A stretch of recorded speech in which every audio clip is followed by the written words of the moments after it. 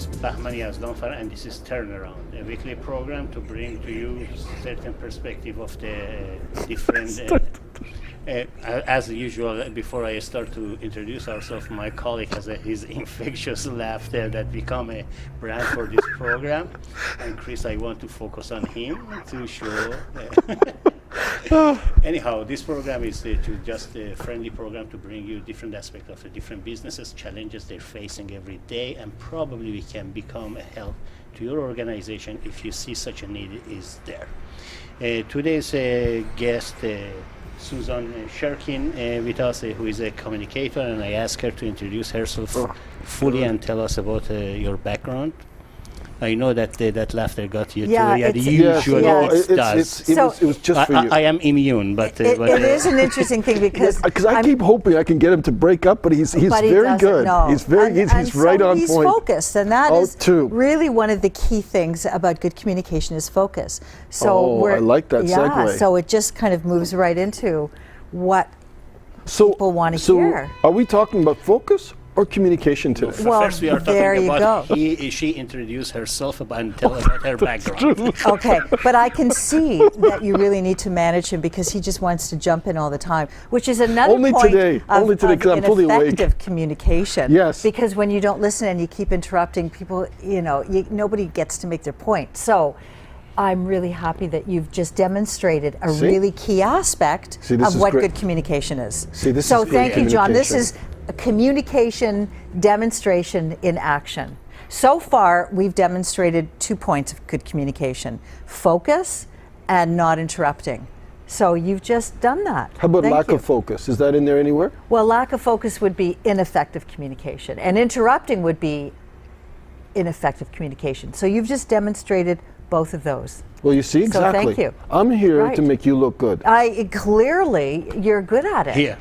Yeah. So and now we know how they can spin off the functionality. Probably John should be in the politics. Probably he might be in politics. Actually, he is very good for politics. I could do less harm there, you think? Than being an effective communicator? Well, the thing about it is, if you're an effective communicator, people might act on what you're talking about, correct? Isn't there at least there's that possibility? Well, yes, there is the possibility that they could Which actually is potentially hear you dangerous. and want to follow up with what you say. Yeah. So doesn't that entail a much higher level of responsibility? It does, indeed, yes. So how do you deal with that level of responsibility, being the kind of communicator that you are? Is that a trick question? No. No. No, give us an example. Actually, it's a good. All right, I'm just checking out here because you can't really trust what he's saying. Which brings us to the third level. The third point is trust. All right, so now we're on to trust. I like that. So responsibility and trust, how are those linked? Well, they don't have to be. No, well, that's a really interesting question. It reminds me of the School of Philosophy, but we digress into another area. So now we're talking about level of trust. So I do actually want to talk about trust and communication, because that is an actually essential part of effective communication. If somebody trusts you, then they will want to speak to you. And how do you get them to trust you? Well, so trust is a mutual agreed understanding. Mm-hmm. So if you trust them, they trust you. Trust has to be shared. And how someone can trust you is if they get the feeling that you're listening. So if you're listening and you're not interrupting and you're focused on what they're saying, then they're going to generally figure out that you're probably focusing and interested in what they're saying. So they're going to want to possibly trust you. There's more chance that they're going to trust you because they believe in your integrity around communication. Right. Which, is that a valid assumption on their part? Well, I could be just pretending to believe. So that attention. brings to another point of what exactly they're picking up. What are they picking up in all that, and how realistic their assumptions are. So if somebody is actually feels like they're being listened to, and they feel like the other person is actually interested, then they're picking up the body language, verbal and nonverbal cues that make them feel comfortable and make them feel that I could probably trust this person. But it is all about perception, because this person could be maybe not honest, and they're not picking up the right cues. But that's a very rare circumstance and hardly worth considering. Well, which brings us to politics, right? So, Paul, if you're, but that would probably be a little bit too digressive to move into politics. But let's say if we get into because politics, that would my point is not to say that politicians cannot be trusted, but all I'm saying is that people who are in the business of being key communicators, where communication is their business, they want to invest in people trusting them. Whether or not they're actually earning that trust, whether or not they're giving off all the right cues is another thing, but they actually want people to trust them. When you see people on television, you don't always trust them, even though they believe they're saying the right things, or they're giving off the right cues, but you don't always trust them. Let's give an example. Let's say compare someone like, even like the two candidates that we had. We had Harper, and then we had young Justin. What's really interesting about that is if you really want to get the sense of how effective or authentic or full of integrity someone is, you turn the sound off. Well, that's an interesting idea. You turn the sound off, and you watch their body language. You watch the nuance of how they move their hands. You watch where their eyes go. You watch how they hold their mouth when they speak. You watch what happens to their eyes. You watch all these nuances, not hearing their words, and that will give you much more insight into what their essential message is. So let's say applying this to those two, what would your observations be about Harper versus Trudeau? I mean, now that the election's over. Well, just presentation, like presentation. Yeah. So right off the bat, I mean, the fact that I'm a liberal is sort of not really all that fair to say, to make this assumption. But we're dealing with science here. No, we don't want partisanship, because I'm more attracted I'm more attracted to Trudeau than I am to what Harper was saying. But that's very rare, though. But you're an exception in that. Here's what I think. If you look at Harper, he is and he's in front of the camera. He's very straight. He doesn't really lean forward. He doesn't have a lot of body language. He's pretty stiff. He's pretty stiff. He puffs himself up a bit at the pony, and he's got he stands in a dominant way, and he doesn't smile a lot. He doesn't create any kind of intimacy. He has a stance that is very commanding and requiring of respect. So it's an authority. It's a very authoritative vibe that he's putting out. Exactly. That's his approach. Right. As opposed to Trudeau, who has a much more of childish personal behavior. I wouldn't say childish, or infantile, but I would say a much more personal approach. He leans forward. He smiles more. He's more engaging. He speaks with his hands. He creates much more of a body language connection to his words than does Suzanne, let me ask you something. What is the level of experience? What is the role the level of experience plays in this, let's say, example? You have Harper for 10 years to be in that position. But you have Justin Trudeau, which hasn't been in that position but he's an of the coach. Authority. Okay, so if I can be so bold as to move this off politics, because my area is not politics, my area is the workplace. No, I'm talking about the body language, otherwise. You're right. So I'd rather use different examples. That's fine. So let's pick two people from business. Yeah. So or even WWF wrestling. No. Okay, so let me just give you an example of an interview situation. Okay. Okay. So an interview situation, if let's say you are being interviewed, and you want a particular job, one of the things that you can do to ingratiate yourself and create more intimacy and more personal connection is to position yourself closer to the person interviewing you. So, if you're in, right. So let's say I was, So while you're talking to position, Bauman, if I'm stealthily creeping up beside you, it would be it would be difficult. So Bauman, if you're interviewing me, Yes. and I want the job. Okay. You invite me to sit here, and I want the job.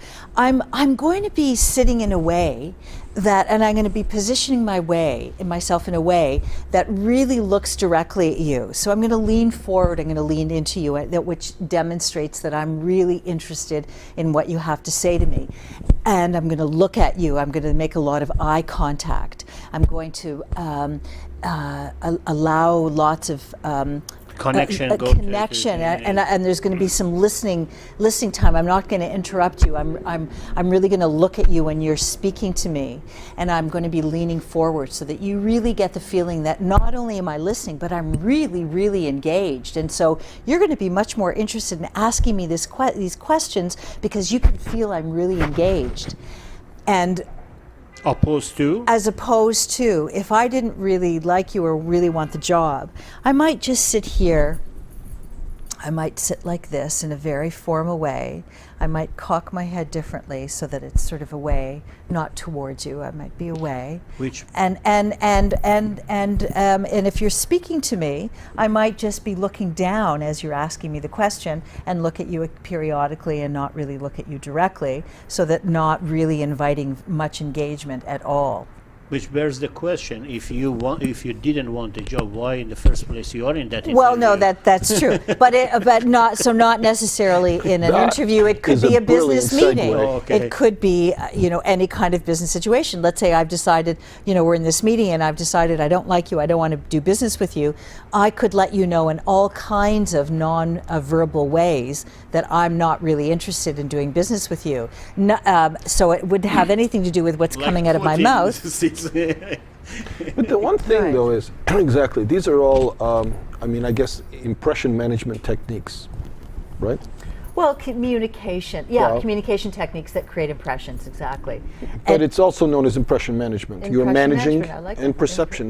That's a field in impression management. Yeah, no, that I think, I forget the author. There was a particular author who wrote about this and how these kinds of skills were actually critical for people, for instance, in corporations, right?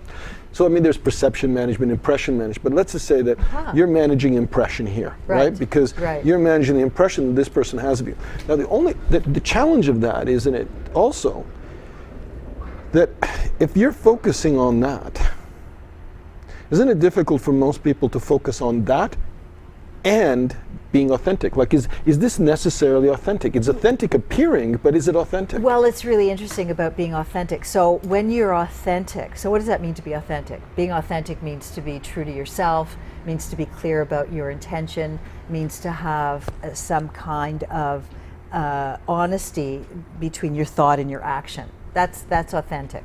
Well, it's one way of looking at it, but yeah, sure. Okay, so that's one possibility. But so you're saying if you are doing this impression management stuff through communication, are you actually being authentic? Yeah. So it's a very good question. So it's like meditation. Effective communication is a practice. So the more you do it, the more you are conscious about how you show up, what your body language is, what the impression is that you give, how you want to respond, the more it becomes a part of you. The less conscious you are, the more you know how to manage your own body language, and the more you're aware of what effect your body language is. So I'm saying that there's a sense of consciousness, but not in authenticity. But you're also talking about unconscious competence versus conscious competence, which doesn't necessarily entail authenticity. So, for example, NLP, neuro linguistic programming, NLP, I know right? it well. became very big, and it's very much about this type of thing, what you're conveying. That, for instance, determining whether people are primarily visual, verbal, whatever, etc., kinesthetic, and what is their formula, etc. Right. The thing, though, is that what I've noticed is when I encounter people who have NLP training, I can almost spot them instantly. Because they have a consciousness of how they're using it? They're not even conscious because they've done it for so long, but they've basically got a certain drone speak. They've got the NLP speak. It's just like guys who went to IBM, I remember, after school. You meet them after, when I was at Commerce, you meet them 6 months later, and my God, it's like they're all sounding the same. So what does NL speak sound like? What it is, it's interesting. It's like all the things you're talking about, too perfectly. Oh. So, for instance, when I talk... Too good to be true. No, and actually, one of the things that in my, let's say, diagnostic, when I'm checking for players, all the things you're describing would be exactly the heart of the things that I'm looking for, in the sheer consistency. In the sense that authenticity has inconsistency to it.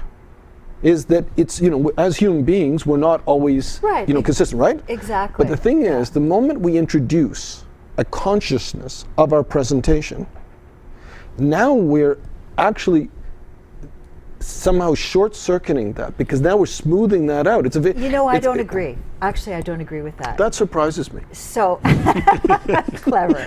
So this is why I don't agree. In effective communication, effective presentation skills, one of the things I talk about, in my own coaching practice of communication skills, is not to be perfect. The more perfect you are, the more inaccessible you are to the audience. Mm-hmm. The more flawed you are, the more you can reveal that you are a human with imperfections, the more the audience can relate to you. So when you say flawed, what do you mean by that? So, for example, if you're on stage or you're speaking in front of people and you forget something, or you forget what you're thinking of, or you lose your place, don't try to cover it up and pretend it's not happening. Just say, okay, got to tell you, I forget right now what my place is. Just give me a minute. Be really honest. If the PowerPoint goes down or something, be really honest and open. Be authentically transparent in whatever flaws are going on. You can be conscious, you can be competent, but you needn't be perfect, and you needn't hang on to a kind of higher level of perfection that nobody can access. An audience member wants to support the speaker. They want to feel comfortable with the speaker. And the more you can let your slip show a little bit and reveal that you are not perfect, that you forget things, you have your flaws, you need some support, whatever it is that shows your imperfection, I think grabs people's attention and feeling. I want to ask you, does that make sense? Yeah. Because even to me, yes. And you're a tough one. The issue of the authenticity can be, to me, it's very subjective, because it's make-believe or whatever you believe in. If you repeat it long enough, authenticity is subjective.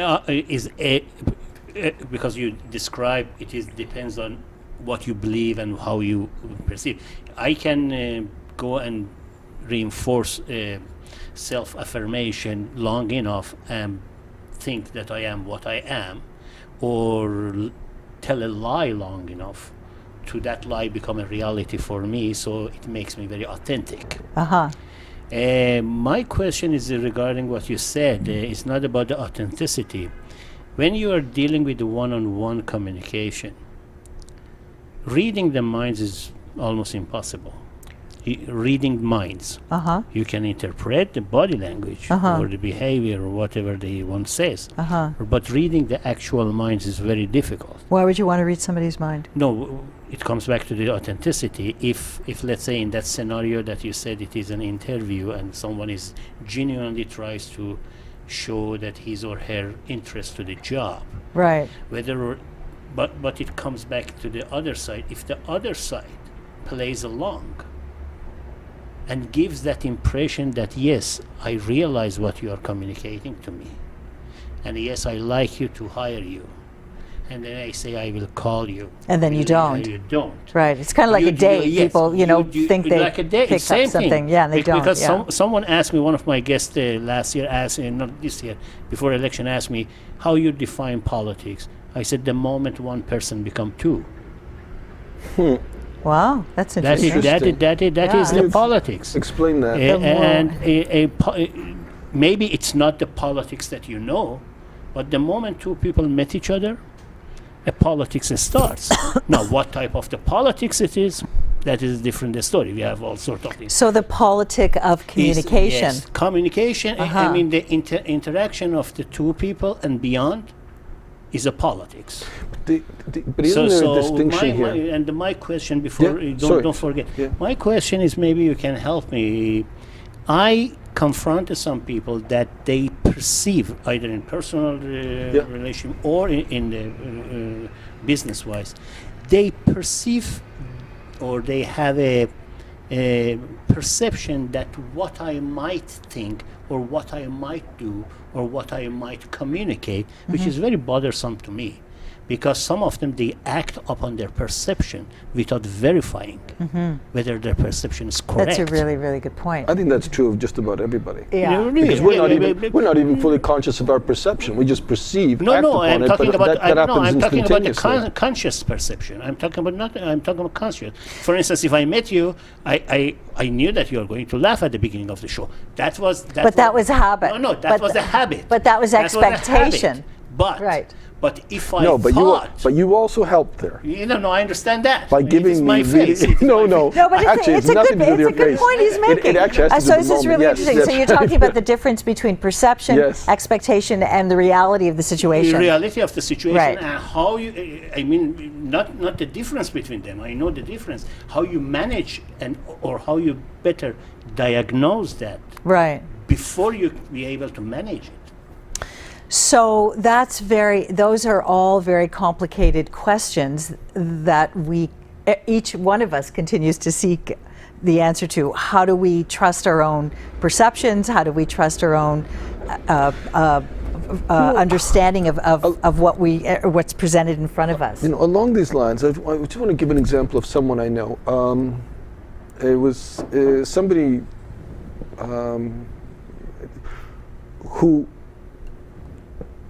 they were a kind of person, let's just say up to the age of in their 30s, highly competent in what they were doing, and really, really excellent on a career path, but it was fairly linear. And then they ended up going to courses very similar to this, these kinds of things, communication, but in the broader sense, in the conscious communication courses, right? EST and all of this. And it was interesting, this person's career trajectory went like this after that. But what ended up happening was that she became another person. Literally, I can remember this person before this period and after this period. But literally over the course of like a 2-week period, she turned herself into another persona. This persona worked very well, became continuously reinforced to the point where I'm sure she believed she was this persona, right? Something of a monster in the sense that totally goal-directed, totally focused, using everybody to the extent that they could, and moving, but perfectly aligned communication without a flaw, and it works. Oh, I see. Okay. That's what I'm saying. So I'm just Okay, saying that so you're giving an example of someone who has taken all of this, these skills and there's, this is not moved it rare. into something that is perhaps, if not sinister, but maybe didn't have the most heartful intentions. Or maybe I have the But I same don't, experience. but I don't think this have is some seen. huge exception. No, didn't have the most heartful. The majority of people who take a sales course in order to sell to their clients are selling to their clients not to benefit their clients, but to benefit themselves. And it's just true of most of us, right? It's not sinister intentions, it's human nature, without being too cynical. No, they don't want to absolutely cheat their client, and that is sinister. The only thing Just a is, little. It's a sliding scale, So and this so what is- happens is okay, that yes. I guess what I'm getting I at see is where you're getting at, that how when you can you're- take high level communication and make it into something so effective, so Right. perfect that really the person who is the other people are not benefiting. They're the ones who actually are not being given a clear vision of reality. Right, because it's so manipulated. Well, and the other thing too is its intention. Like, what is the real purpose, generally speaking, of communication? Why do they go for a communication course? Is to persuade, is to be able to persuade better. Well, that means there's always an ulterior motive. And so, therefore, right at the start, the reason why they're paying money is so that they can make money, right? Yeah, So exactly. Because we're all, in the Yeah. end, we're all self-motivated. We all want to do what's best for us. Bauman We all and I wanna- are not. No. And we've proven this by our By show. inviting me here. Well, No, but no. our performance, By the in other way words, we present anybody, ourselves. yes, exactly. Anybody, if we were self-motivated, we would be certifiable. No. As well as the certified. That's exactly. I want to pinpoint his. We shoot ourselves in John's the foot with point, some regulator. in a different way, maybe because In a more coherent way. become more complicated. I have had a few people. I met few people in my life. When I'm talking about 25 years ago, someone talking about the hype of the Anthony Robbins. Yeah. Everybody goes to Anthony Robbins. So I got a couple of these tapes and I listened to it. Nothing particularly interesting to me because whatever he said, probably out of the 10 hours or 15 hours training, you pick up like 30 minutes useful thing, and that 30 minutes, if you read Buddhas or go to become Buddhist or get a couple, you get that. No, there's nothing. But the way he presented it become such a celebrity. But the point is, I met few people during that time, in the last 20 years, that they attended to his course. And one of which, like the example John mentioned, was totally, completely, Anthony Robbins become his messiah, his prophet. And that person has been very successful in his business. However, in the personal life, I cannot say the same. I haven't spent that much time with him at that time, but I cannot say the same about the other aspect of his communication with his employees, with his family. But he was very good as being focused and directed to the ulterior motive, as John said. Now, let me make that his question very straightforward. Is this attending to any of the communication, or let's say if you provide any communication course or teaching to someone, is it based on their motive or is based on your motive? Well, it's very interesting. So the question is then, why do you want to be an effective communicator? What do you want to achieve with it? Exactly. And so, not only that, and why do you want to teach that to someone? No. Okay, so those are two very different yeah. questions. So let's take those. So it's very interesting. So why people want to be effective communicators? What's their real intention? So if you ask anyone in business, let's say, what their intention is for their business, they will give you a variety of different answers. So what could be different intentions in business? I want to make money, I want to serve people, I want to do good in the world, I want to pay Please my my wife. student loan, whatever it is. Everybody has a very different intention. Okay.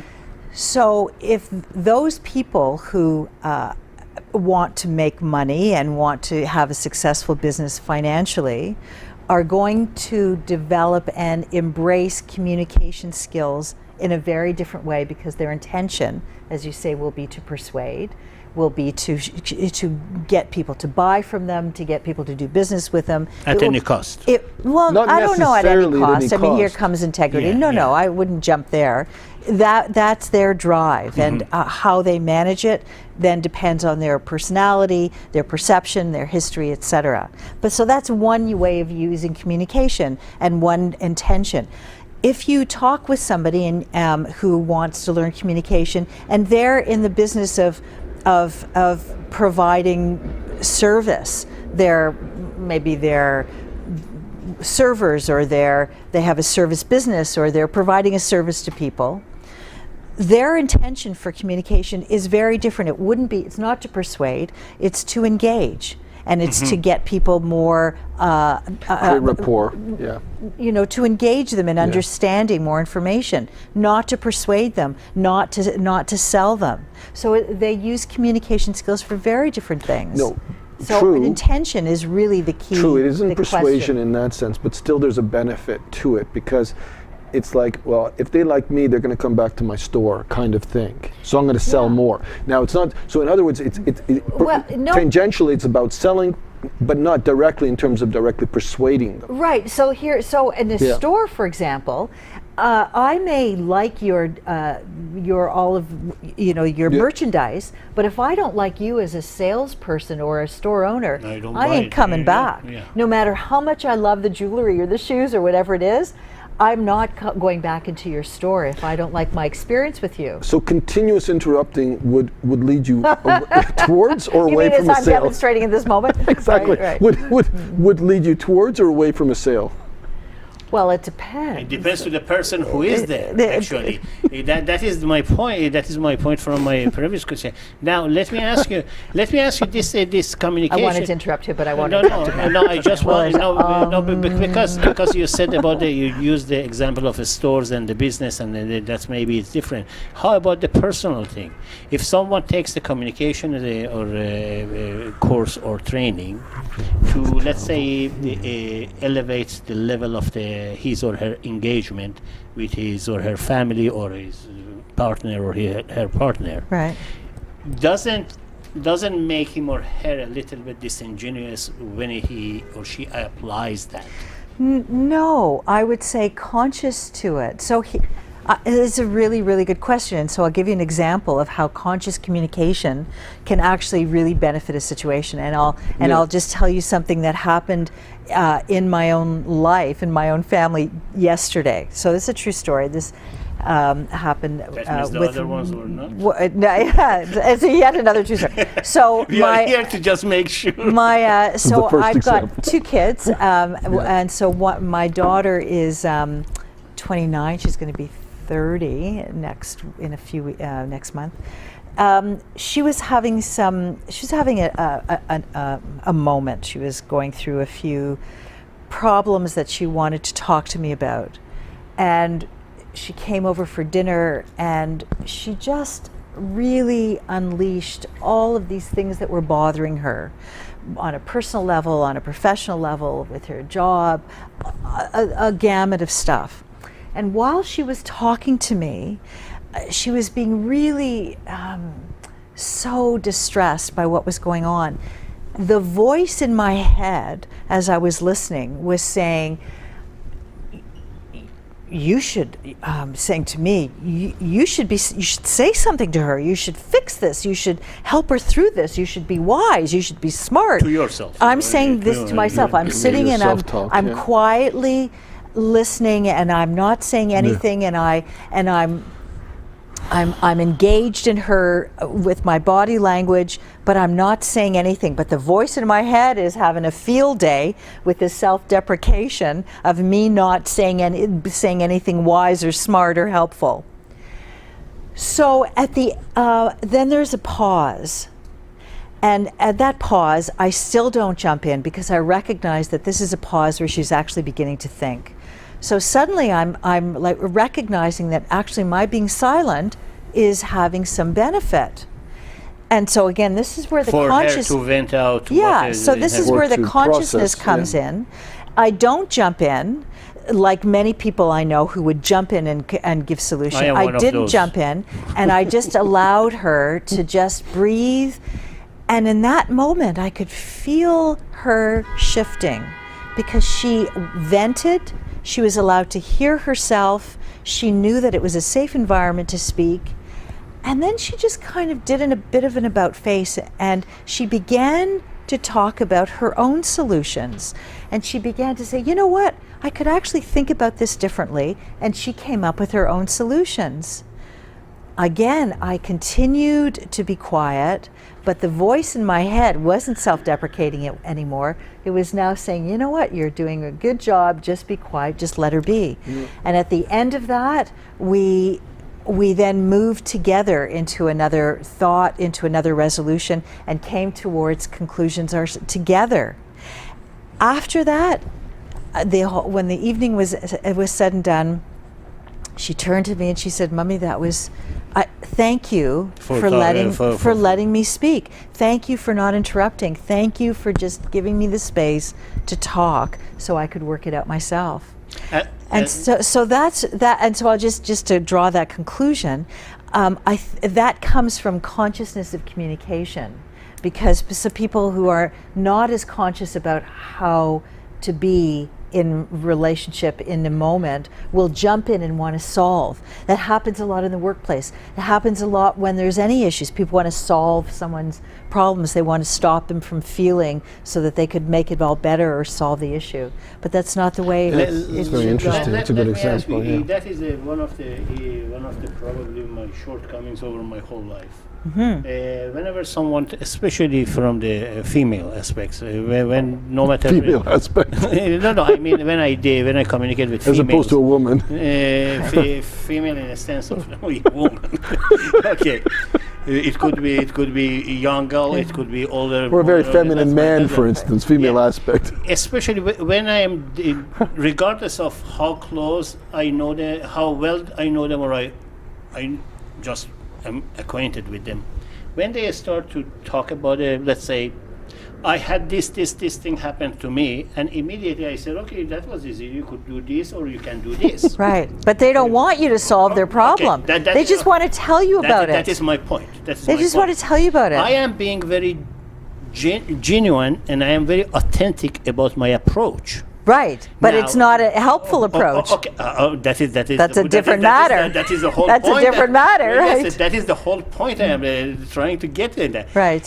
How can I overcome the internal conflict that should I give a priority to my original authenticity, or should I suppress what I am in order to comfort you? Well, that's very okay. So that's a very good question, but you're when you put it asking in the those wrong phrases- question. When you put it that way. You're asking the wrong question. Yeah, right. So it's all about our internal dialogue. What goes on inside us is shaped to such a huge degree by the questions that we actually ask ourselves. So the question, I suggest to you that you're not asking the right question. So the question you're asking right now is, should I suppress my authenticity to to come out with a different comment that's maybe not? That's not the right thing. So I suggest that a more effective question is, it's not about being authentic or inauthentic. The best question is, in this moment, how can I be most supportive? What's the best approach for me to be in this conversation? So here's the thing. If someone is saying to you, this is going on, and I've this, and I've this going on, they're not necessarily asking you to solve the problem. They're revealing to you because they feel that you're a safe place to talk to. They want to just speak to you. Before you offer suggestion, so you might say to yourself, what's the most effective, coming back to the question, what's the most effective way for me to be right now? What comes out of your mouth might be, do you want some suggestions? Do you want some insight? That's a really good question. Before you offer a suggestion to say, you could do this, this, this, you ask, do you want an insight? Do you want a suggestion of how to solve that? And then you're asking them if they're interested If they give you the in permission and you're asking permission. They may say, you know what, I maybe yes, maybe no, but by you asking it, it shifts the conversation at that moment from what they're giving to then receiving. There is another criterion in this interaction.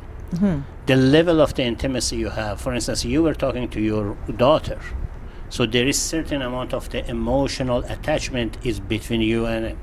But if I don't know, let's say I met you today, and we were sitting outside, and you start to do the same complaint that your daughter did to you last night to me, Right. which I think, as a stranger, to be has no consequences to me. Right. Then again, I probably, again, from perspective of the male perspective or men's perspective, whereas from perspective of someone who is not in the deeply in the communication, I would say, here, this is the solution. You want to get it, you want to take it or not. But I am giving you the solution. I am helping you.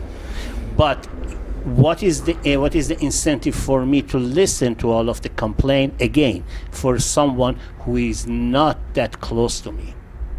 So then the question would be in my mind, why I am is this playing person... devil advocate So here. the Yeah, question yeah. in my mind, again, it comes back to question. Yeah. So if somebody is telling you these intimate issues Yes. without knowing you, the question in my mind would be, why Why? is this person telling me all this? That is my Again, it's not about solution. Very few of us actually want to hear solutions from someone else. We don't. We don't That's want to for hear sure. solutions because all of us really, we have our own solutions. We just want to be in a company of safety to be able to share. We don't want somebody, And why is that? because we as human By the way, beings, is it we just female or no, male or we're everybody? the human condition. Okay. The human condition as human beings, we want one of our most elemental needs is for connection. That is the most elemental need. We are animals. We are but animals. is We this have a need connection- for connection. But it's true, but I'm just thinking, I agree with that, but is this connection?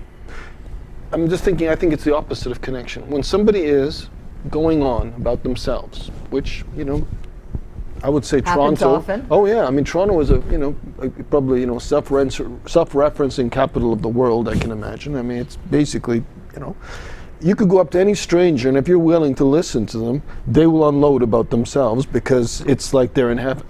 But I don't think it's just Toronto. I think it's human nature. People want to talk about To themselves. some extent, but what I'm just saying, let's say, but Okay. that aside, but let's say a person's unloading about themselves. Okay, so ultimately, is it really connection, or is it basically a kind of almost emotional masturbation that's taking place where they're just unloading, and the other person is basically putting up with it Maybe. because I'm a, And either is it because free, if available? it's a Well, guy because I'm that's- rich, if it's a that's- woman because I'm beautiful, you know what I'm saying? But that's very interesting. Everybody Yeah. has their own needs for everybody has their own needs for wanting to connect. If there is But someone, that's not connection. What I'm saying is that's not yes, connection. but here's the thing: if someone doesn't have a lot of intimate relationships and they don't have a lot Yeah. of strong community or family or anybody who they can safely Yeah. connect to, they're going to go and find strangers to talk to. Right. All right, you sit on the subway, and somebody might sit and talk to you.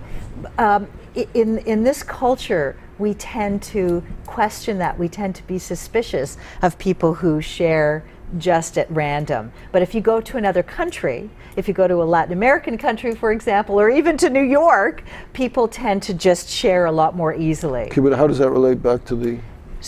So how that relates to it is To connection, to yeah. connection is that we all want to feel that we're being listened to, that people care about us. What I'm just saying is that's not connection. And Yes, but it is. And so whether or not we find somebody No, that's who is within our acknowledgement. family, That's or we have to acknowledgement. go somewhere But we're else. talking about two separate things. One is connection, the other one's acknowledgement. Suzanne, Yeah. about between 1995 and 2000, no, 90, between 92, 93 to 2007, 2008, for 15 years. I devoted my life personally. I even didn't go after money, nothing, just to understand myself. And my plan was, being on the path. no, I know it was not a spiritual journey. It was just understand, because I realized a lot of things I do that is different than others. Society doesn't like me or doesn't want me. I don't know about their like or not, because I am different. And the structure, that was my That was your self-talk. Oh yeah, my self-talk. Okay. And because I had very peculiar experience when I was when I was young, being in the war zone and all of that, that makes me a little bit kind of the oddball. After 15 years, and I put my result of my researches online if anyone wants to use it. It's not a business, it's just there. The first thing I wrote in my first page is, my understanding is human being needs recognition more than food. Yeah. It's part Now, of it's our human condition. John Right. John is in the same line that I'm saying. I don't think it's a need for connection, it's a need for recognition. No, but I think here. Okay, but I think that's a moot point. Actually, it isn't a moot point. It's a central point, because I think there's two aspects of the human being, and that's what this highlights. There's the higher and the lower self. Okay. The lower self, narcissistic, the ego, right? Mm-hmm. Incapable of genuine connection. No, I don't know that the that's pure a ego. leap. I don't know that the What? ego is incapable What? of genuine connection. The pure narcissist. But the ego has an intention that is different from the higher self's Well, intention. but what I'm just saying is the ego, let's just define the narcissist. Would this be a fair definition where the ego has eclipsed the spirit altogether and only the ego exists, right? Okay. So in that pure case, where there's only an ego, it's essentially like a black hole that requires energy to continuously fill it. And so it's look at me, look at me, look at me. And it's interesting, somebody did a study of charisma. And what they came up with was a counterintuitive conclusion that in actual fact charismatic leaders and speakers were actually creating a kind of they were like a vacuum. And they drew energy towards themselves because there was nothing inside, right? Now, That's interesting. That's the lower self. Now, the higher self. But I wouldn't necessarily make that cut and dry conclusion that someone who's charismatic, who's drawing people to themselves, are simply solely ego, and operating from their lower self. That was the study done by these super charismatic individuals. That's what I'm saying. Okay, but I think we have to be careful of creating all or nothing. No, it wasn't. Just what I'm saying is these super charismatic individuals. I'm not talking about people who are somewhat charismatic, whatever, but that extreme, right? Okay. So they were extreme narcissists, and being extreme narcissists, it's drawing energy towards themselves. Okay. And then you have, let's say, the higher self, and the higher self has a genuine need for connection, like a small child has to connect to its mother or it dies, right? Right. But I think these are two very, very separate goals. And the problem what we have is that we've got a society which is so narcissistic that people are so completely preoccupied with needing acknowledgement that they effectively eliminate any possibility for genuine connection, because the two do not exist side by side. So an example, a woman, you're in a relationship with a woman. So if that woman who we're talking about in the case of Bauman, who's speaking with that woman, and the woman is just going on and on about herself, let's just say in that situation, essentially all this is a transaction. It's like this woman, she's talking about herself. I'm only listening to this, and I'm not putting myself in Bauman, but most men is, if I've got a good chance of going to bed with this woman, I'm going to actually listen to this, and if I don't, it's not a good investment. Motive. Yeah, no, what I'm saying, it's a transactional situation. Right. It's like, I want this, I want this, you want that, I'm going to listen to you because in the end I'm going to get what I want, right? And so essentially, it's a game too of she knows that this person is only listening to her because of that, so she has to create enough of at least of a chance of that he thinks he might get this, otherwise he's not going to listen to me. Same kind of game plays backwards with men towards women, in the sense that there's this let's say a rich guy with a young fellow who's got a Ferrari and he's picking up girls. Ultimately, the thing about it is he has to make each one of those girls think that they're special, because in the end he's going out with tons of them. Right, so you're talking about intention. Ultimately, you're talking about intent. Coming back to communication skills based on intention. So then and what product. It becomes is a game, right? In terms of if I can trick you. But what I'm saying is that what they will perceive to be connection is not connection at all. Okay, but now we're talking about the difference between authentic connection and it's still a connection, whether or not it's an authentic connection or trustworthy connection. Oh, is you a actually different say question. that there's an to Right, me, so inauthentic connection is not connection. It's two bubbles that seem to be It's connection. fused. So connection is speaking. I mean, what Actually, what do you communication mean by is, connection? is really simple. She's correct. Connection because is simple. There is a connection. Yeah. But the nature of Well, the it's connection. pathological. Well, yes. May not be trustworthy. Yes, but the nature of the connection makes it. Is it for the recognition, or is it for the self-indulgence, or we get or it codependence, is really. Whatever word you want to use, but there are different connections. Well, whether I or could not use there's strawberry too. But No, but I mean, thank you for it's- being so open. But so I mean, I love No, being patronized by the guests. It's like whatever you heard. Okay, well then strawberry it is. Strawberry okay, it is, so we okay. proceed with that. We're going to code everything from now on. so You let- see, so it's hard to find this middle ground here. Listen, it's Oh, that's gone. There's no middle ground. No, there is That's not. been removed from the playing field. Suzanne, now you're in the sway. You see, now the show's beginning. Yeah, We're It's right about into it. free flowing. Now we're really into You it. alluded earlier. This is what the that viewers it have is been waiting a for. Very complicated issue when it comes to if you want to consider the intention of the two parties and whether or not they are authentic in that scenario of the job interview. So right, and so people generally have a reason for wanting to be with someone. Yeah, For some being reason. in someone's Yes, presence. there's a So motivation. I'm here because we're Actually, filming. why are you I'm not here? sure why. I'm you not would- really you sure really- why. you- Actually, it's you were- one of those you were- situations that you I were- wasn't doing anything. Actually, He said, "Come on in," so I'm you here. were regretting that as soon as you went down that you oh my God, I'm Oh not my going God, down the what's rabbit hole there. So everybody you're here. has we an will intention. have a show in the future that why you were here. Exactly. Why are you know. here exactly? So everybody has intention of why they're in a particular situation. Yes.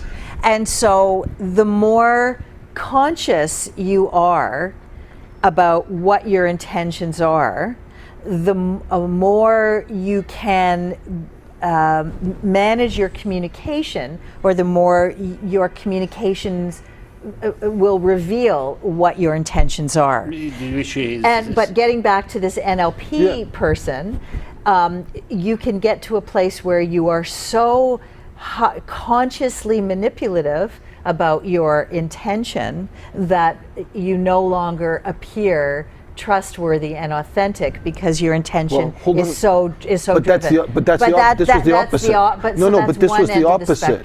That person was the opposite. They literally became subsumed by the character they created, so that as they are in their double speak, they're completely.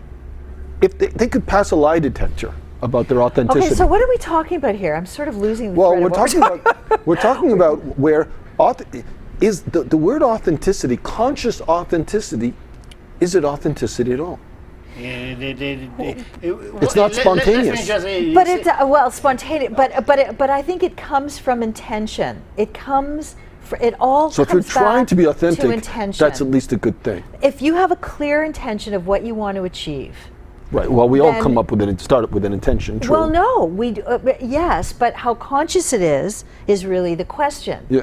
So if we're in a business deal, let's say, Yeah. and I want a certain percentage of this business deal, I'm going to be really clear about what I want to do, or not, or I'm going to be manipulative about it.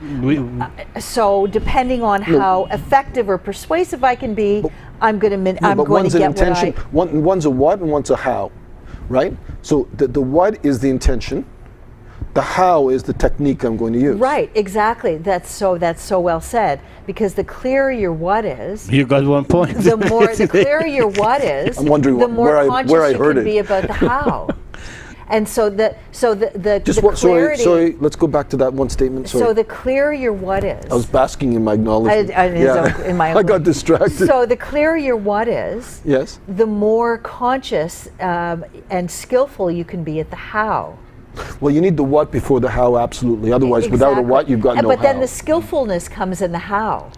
Like how Yes. how you get to your intention Chris, is really about You've got 5 minutes. is really about And so- and so that's where authenticity comes from, or the Exactly. perceived authenticity, because if you are clear about what you want and the how is authentic, that is to say it's not manipulative, it doesn't have a negative undertone, but the how, the way you're getting to your what is upfront and skillful, then it becomes a connection that's valuable, that feels safe, that feels good, that feels like it's a really supportive. One question good I wish to connection. ask, exactly. Yes, And sure. We have only 4 But I minutes. know, but I Okay. think a key question in relation to this: how can a person know themselves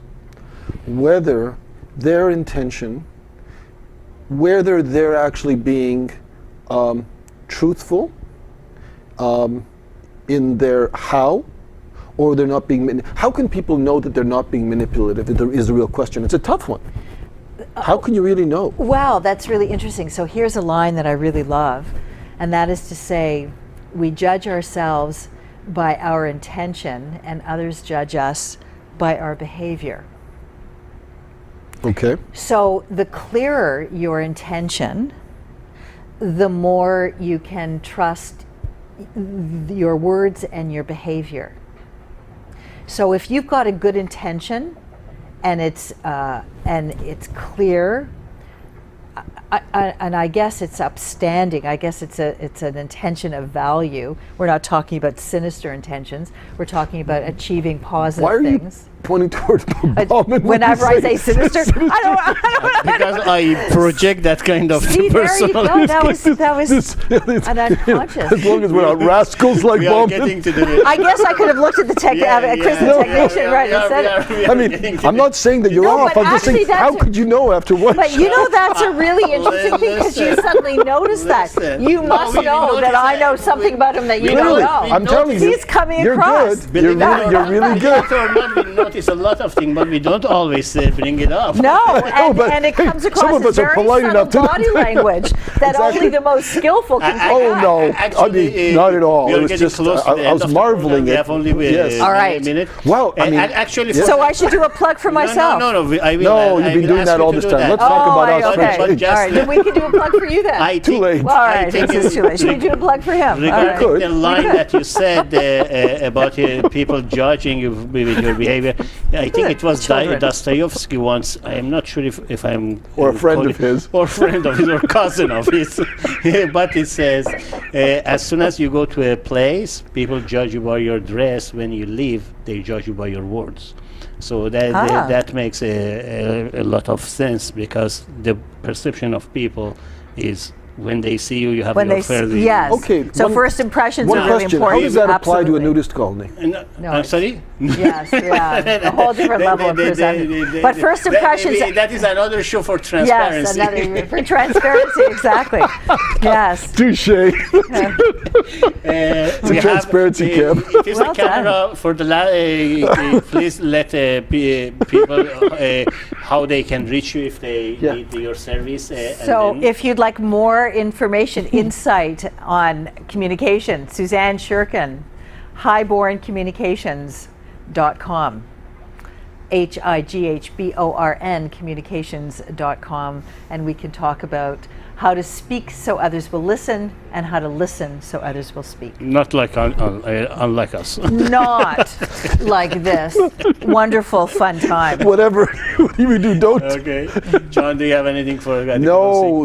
I Yeah, think yeah, yeah. This Suzanne, was a very I couldn't add to that. I would only detract, and I would willingly detract, but nothing comes to mind. So yes, certainly. Thank you very much, Suzanne. This was I very learned a fun. Thank you tremendous very amount much, today. Susan, There won't be a for quiz at the being end, here. it's okay. I Oh, hope no, it was welcome. not. I hope it was not as harsh as you expected. I luckily no. You seemed terrified at the outset, I but you did. really Yes, handled but it. you calmed me right down. You see, Yeah, it was yeah. very safe body language. I got That is to why we just- ask people to hire us. Yes, well, exactly. I can That's why he's such a nefarious character, because he creates that false sense of Nefarious bonhomie, and then Right. zap, Which I'm is telling why every you. time I said the word sinister, I Well, went to the exactly. exactly. Yeah, that's I it. have We a broad knew. shoulder, though. Yes. Okay, that's good. Thank you. He's got padding in the suit anyway. Thank you, folks, for joining us. By the way, this was our last show for this year. For the first show of the 2016, please visit our website www.turnaroundduo.com, and further information will be available for you. Good night. Good night.